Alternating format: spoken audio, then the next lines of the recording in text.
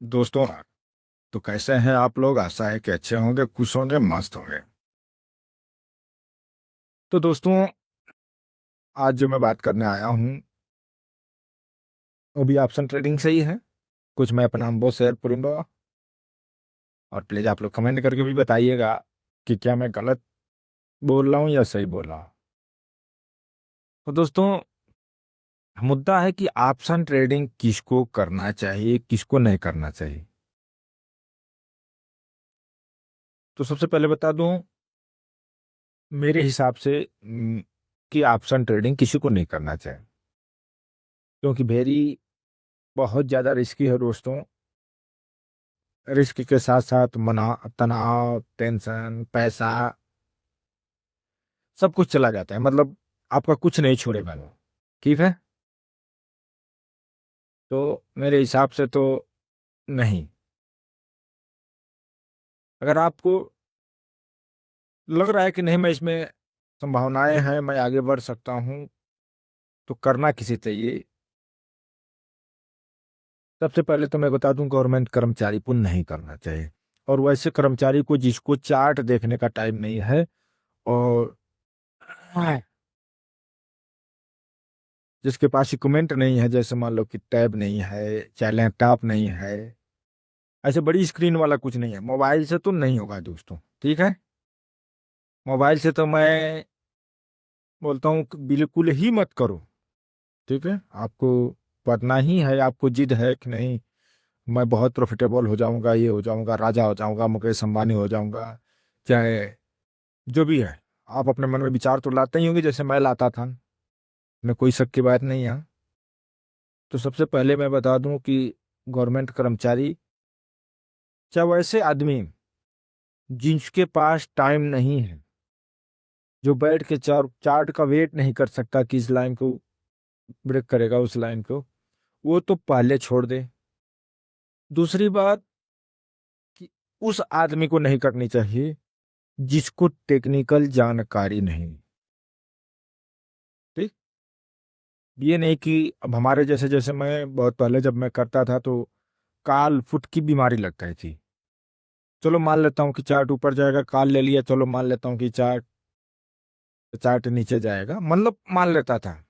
होता तो नहीं था, होता तो फिर तो सही बात थी। तो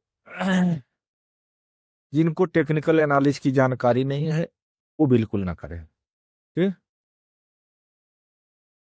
तीसरे आदमी वो न करे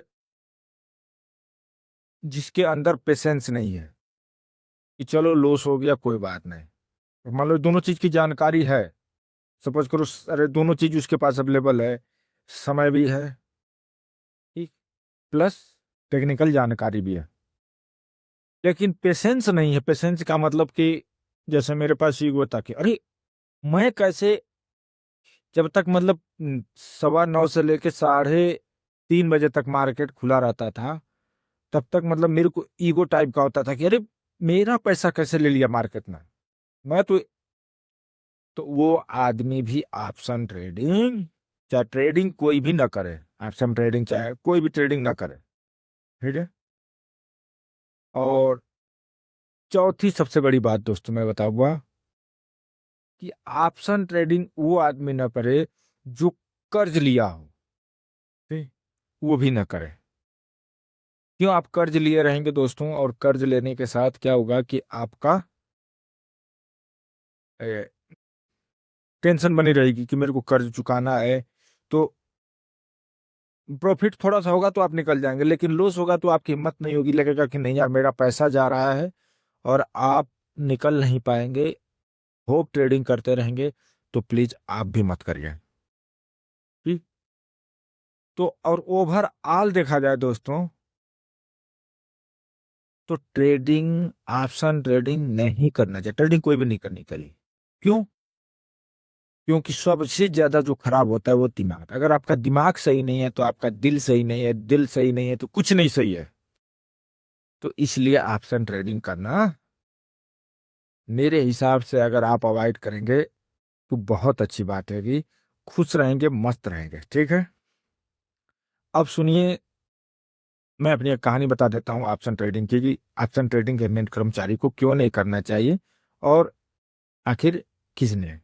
एक बार की बात है, मैं उस समय टेलीग्राम टिप पे चलता था। मतलब टेलीग्राम टिप का मतलब आप लोग समझ ही रहे हैं, जानते ही होंगे कि मेरे को आया कि आप उस दिन ऑप्शन एक्सपायरी था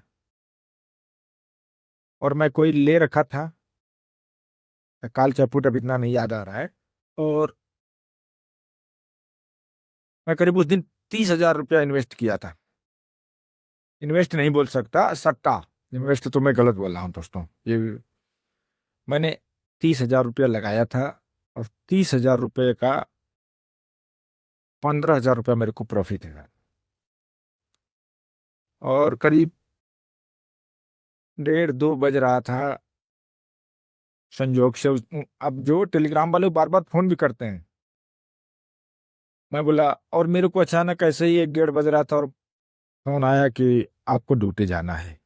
और मैं ड्यूटी पे निकल गया और मुझे लगा कि 10 मिनट 15 मिनट आधा घंटा में मैं देख लूंगा, निकाल लूंगा।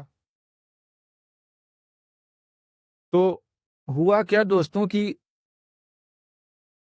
अ, मैं 10-15 मिनट बाद पहुंचा जहां पे मुझे जाना था ड्यूटी पे। मैं पहुंचा, मार्केट देखा तो अब 15,000 का प्रॉफिट मेरा आधा रह चुका है 7,000। अब मेरा दिमाग खराब।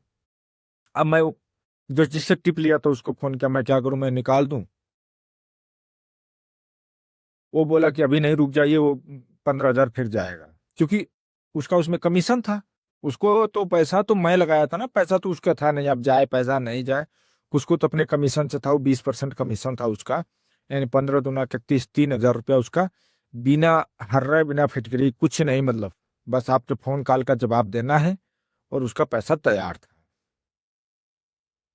और मैं उसके भरोसे पर रह गया। और करीब मेरे को, मैं ऐसा बिजी हो गया अधिकारियों के पास कि मैं फोन देख नहीं पाया। और मैं जब तक फोन देखते देखते दोस्तों, मेरा प्रॉफिट तो छोड़ो, वो लॉस में कन्वर्ट हो गया था। ठीक है,